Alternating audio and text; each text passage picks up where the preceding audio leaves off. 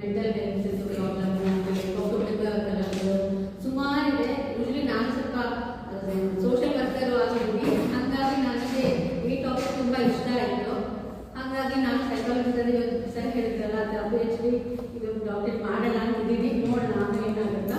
ಅದಕ್ಕೆ ಅವ್ರದ್ದು ರೋಲ್ ಏನು ಅಂತ ನಾನು ಒಟ್ಟಾರೆ ತಗೊಂಡಿದ್ದೀನಿ. ಒಂದು ಮಾನಸಿಕ ಆರೋಗ್ಯದ ಪ್ರಚಾರ ಮಾಡ್ತಾರೆ ಮೇಯ್ನ್ ಆಗಿ ಸೈಕಾಲಜಿಸ್ಟು. ಮೇಯ್ನ್ ಯಾರೇ ಇಂಡಿವಿಜುವಲ್ಗೆ ಮೇಯ್ನ್ ಆಗಿ ನಮ್ಮದು ಮಾನಸಿಕ ಆರೋಗ್ಯ ಮುಖ್ಯವಾಗಿರುತ್ತೆ.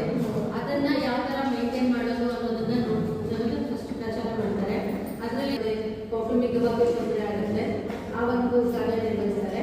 ಮತ್ತು ವಿದ್ಯಾರ್ಥಿಗಳಲ್ಲಿ ಮತ್ತು ಯುವಕರಲ್ಲಿ ಮಾರ್ಗದರ್ಶನ ನೀಡೋದು. ಇದೇನು ಅಂತಂದರೆ ಯುವಕರಲ್ಲಿ ಸ್ಕೂಲ್ ಕಾಲೇಜಸ್ಗಳಲ್ಲಿ ಹೋಗಿ ಮಕ್ಕಳಲ್ಲಿ ಎಕ್ಸಾಮ್ ಆಂಗ್ಸೈಟಿ ಇರುತ್ತೆ, ಮತ್ತು ಸ್ಟ್ರೆಸ್ ಇರುತ್ತೆ, ಮತ್ತು ಕೆರಿಯರ್ ಯಾವ ಥರ ಅವ್ರು ಬಿಲ್ಡ್ ಮಾಡ್ಕೋಬೇಕು ಅಂತಿರುತ್ತೆ. ಅದ್ರ ಬಗ್ಗೆ ಅವ್ರಿಗೆ ಅಷ್ಟೊಂದು ಇದು ಅನ್ಸಲ್ಲ.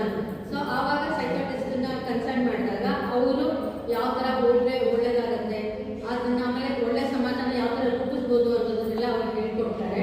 ಆಮೇಲೆ ಯುವಕರಲ್ಲಿ ಅಂದರೆ ಇವಾಗ ಹೆಂಗಾಗಿದೆ ಅಂದರೆ, ಇವಾಗ ಒಂದು ದೀಪಕ್ಕೆ ಹುಳಗಳಿಗೆ ಅಟ್ರಾಕ್ಟ್ ಆಗ್ತಾವೋ ಆ ಥರ ಇವಾಗ ಯುವ ಪೀಳಿಗೆ ಏನಾಗಿದೆ, ಕೆಟ್ಟ ಸಂಸ್ಕೃತಿಗೆ ಮತ್ತು ಕೆಟ್ಟ ಅಭ್ಯಾಸಗಳಿಗೆ, ಕೆಟ್ಟ ಚಟಗಳಿಗೆ ತುಂಬ ಬೇಗ ಅಟ್ರಾಕ್ಟ್ ಆಗ್ತಾರೆ ಯುವ ಪೀಳಿಗೆ. ಅದನ್ನ ನಮ್ಮ ಸೈಕಾಲಜಿಸ್ಟ್ ಆಗಿ ಅದನ್ನ ನಾವು ಅವಾಯ್ಡ್ ಮಾಡ್ಬೋದು. ಆಮೇಲೆ ಅಪರಾಧ ಮತ್ತು ನಿಷೇಧಾರಿಕೆ ನಿಯಂತ್ರಣ, ಅದು ಒಂದು ಸಬ್ಜೆಕ್ಟ್ ಬರುತ್ತೆ.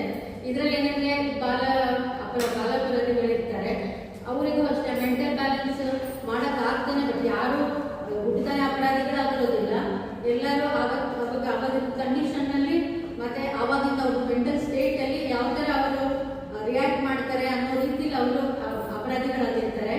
ಸೊ ಅಪರಾಧಿಗಳಾಗಿ ಅದನ್ನೇ ಕಂಟಿನ್ಯೂ ಆಗೋ ಬದಲು ಈ ಸೈಕಾಲಜಿಸ್ಟ್ ಏನು ಮಾಡ್ಬೋದು ಅಂತಂದರೆ ಅವರಿಗೆ ಕೌನ್ಸಿಲಿಂಗ್ ಮಾಡಿ ಅವ್ರ ಮೆಂಟಲ್ ಸ್ಟೇಟಸ್ನ ಬ್ಯಾಲೆನ್ಸಿಂಗ್ ಆಗಿ ಇಟ್ಕೊಂಡು ಮತ್ತೆ ಅವ್ರು ನೆಕ್ಸ್ಟ್ ಆ ಕೆಲಸ ಮಾಡದೇ ಇರೋ ಥರ ಮತ್ತೆ ಒಳ್ಳೆ ಸಮಾಜದಲ್ಲಿ ಯಾವ ಥರ ಇರಬೇಕು ಅನ್ನೋ ಥರ ಮತ್ತೆ ಯಾವಾಗ ಸಮಾಜ